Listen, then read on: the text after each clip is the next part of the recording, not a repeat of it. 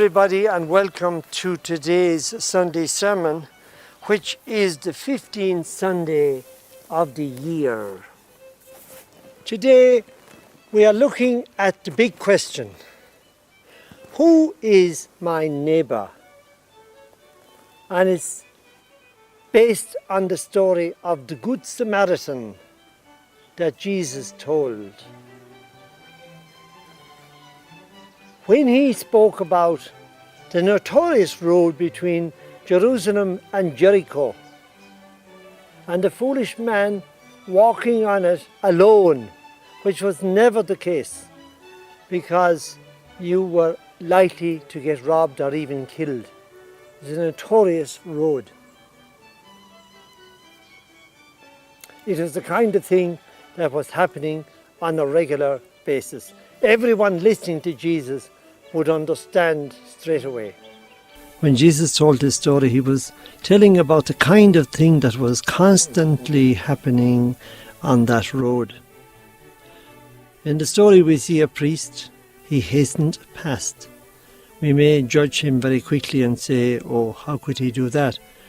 Well, he could not be sure, but he feared that the man was dead. And to touch a man that's dead, or a person, a dead person, would be losing his turn of duty in the temple, and he refused to risk that. There was a Levite. He seemed to have gone a bit nearer to the man before he passed on. The bandits were in the habit of using decoys. One of their number would act as the part of a wounded man. The Levite was a man whose motto was safety first. He would take no risks to help anyone else.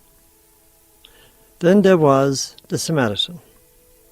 The listeners to Jesus would obviously expect that with his arrival, the villain had arrived. The Jews had no dealings with the Samaritans, and yet this man seemed to have been a kind of commercial traveller who was a regular visitor to the inn. His credit was good.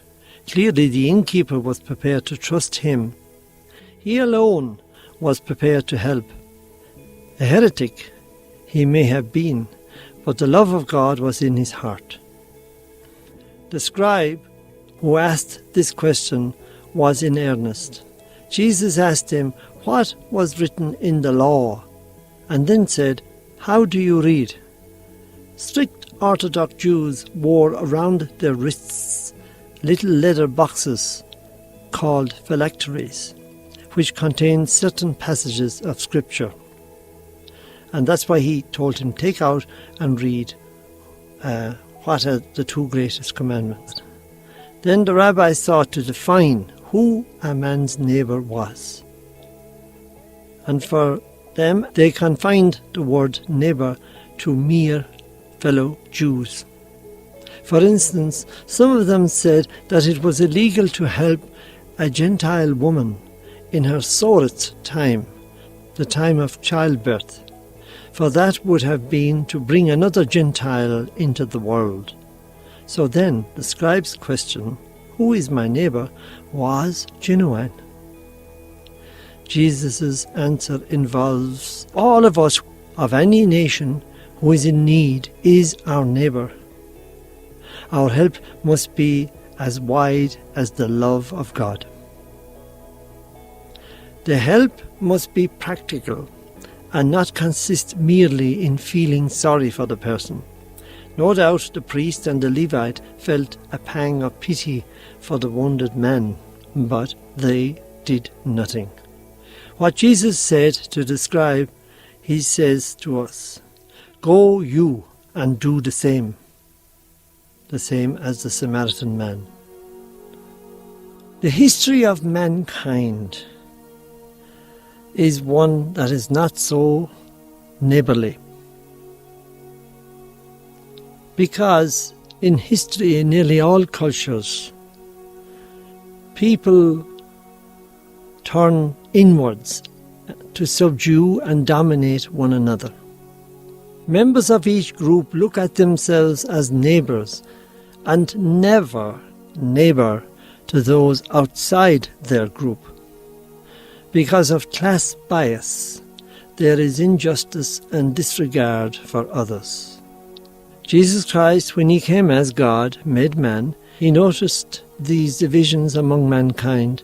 Hence, on his Last Supper with his apostles, he prayed that they may be one. John chapter 17, verse 11. He said it at the Last Supper to show how dear that unity is to his heart. He meant the whole world to be one, obviously. St. Paul, in trying to re-echo Jesus' teachings, says, "Whenever you gather among yourselves as Christians, there should be neither Jew nor Gentile, male or female. You are all one before God." Galatians chapter 3, verse 28. The story of the Good Samaritan is one of the ways through which Christ tried to tell us that we ought to look at one another fundamentally as image and likeness of God. So the problem is, do we see others' problems and attend to them irrespective of where the person is coming from? The truth is that we do not love our neighbour. And from a book called The Way of the Pilgrim, I quote, it says, "I do not love my neighbour, for not only am I unable to make up my mind to lay down my life for his or her sake according to the gospel, but I do not even sacrifice my happiness, well-being and peace for the good of my neighbour.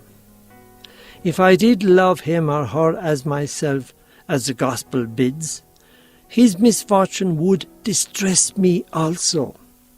His happiness would bring delight to me too.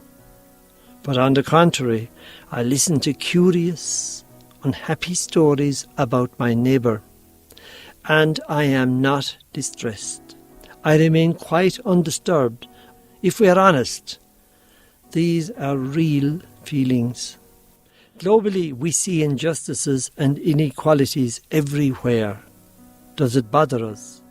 Human trafficking and slavery. Does it bother us? Economic inequality, also known as the gap between rich and poor. Does it bother me? What should I do to show my love for my neighbour? I will give a few examples. Try and always consider what it is like for our neighbours in their lives. I know we have our own lives to live, but the perfect person and the follower of Jesus is concerned for everyone. We'll say the prisoner, or the person who has mental problems, depression maybe, to ask ourselves, what's it like to be in their shoes, in their world, and try to empathize and to have a love and a concern in that way. Share a meal. Listen attentively to everybody, especially those who are not in our social bracket, maybe below or above. Have that sense of the dignity of the person you meet. Be the first to reconcile with everyone, even our greatest enemy. And accept their apologies when they make them. But don't be looking for them and waiting for them. They might never come, it doesn't matter. Keep in touch with people. You have phones, everybody has a phone now. Keep in touch. Especially the old, the isolated. Consider them, and they can be right next door in our neighbourhood and in our families.